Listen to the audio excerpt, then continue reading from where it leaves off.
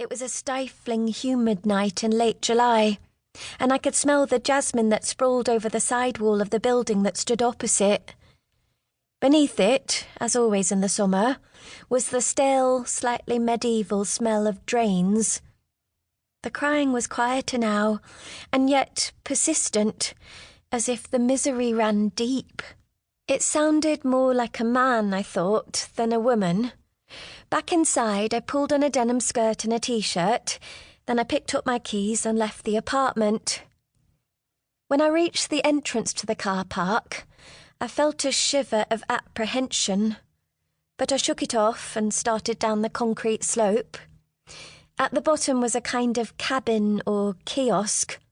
The man on duty most nights was a melancholy Venezuelan called Hector. He almost always brought his Alsatian, Rocky, to work with him. For companionship, he told me, rather than security. After all, Saria wasn't exactly dangerous.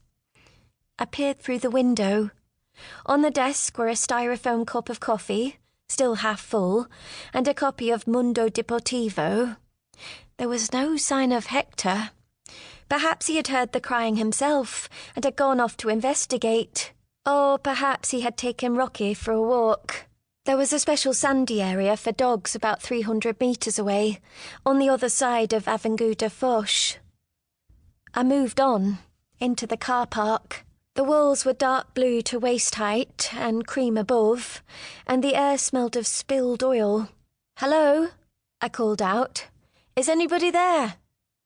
The stillness of the cars seemed temporary, as if they were living things holding their breath.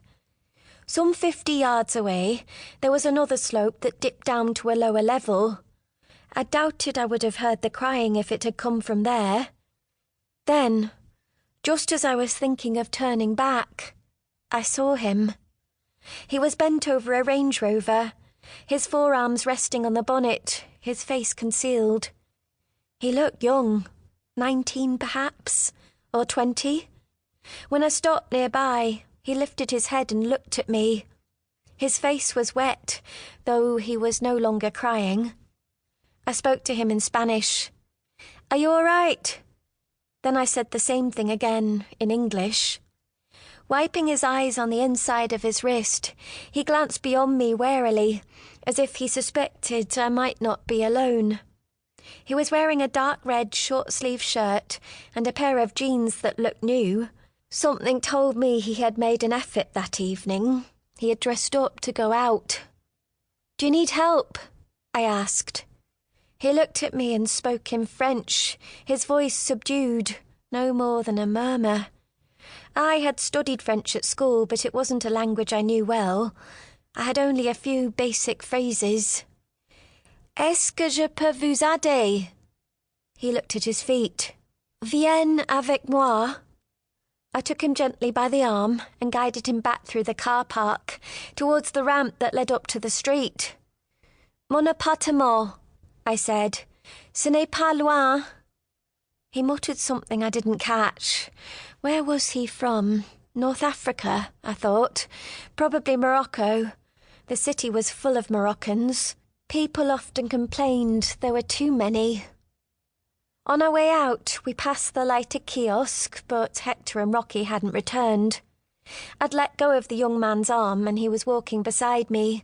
I noticed that he moved awkwardly.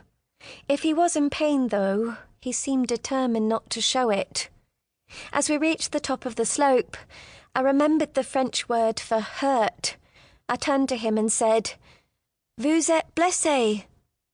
He threw me another wary look, then stared straight ahead. I chose not to pursue it. Once we had rounded the corner, I pointed to my building.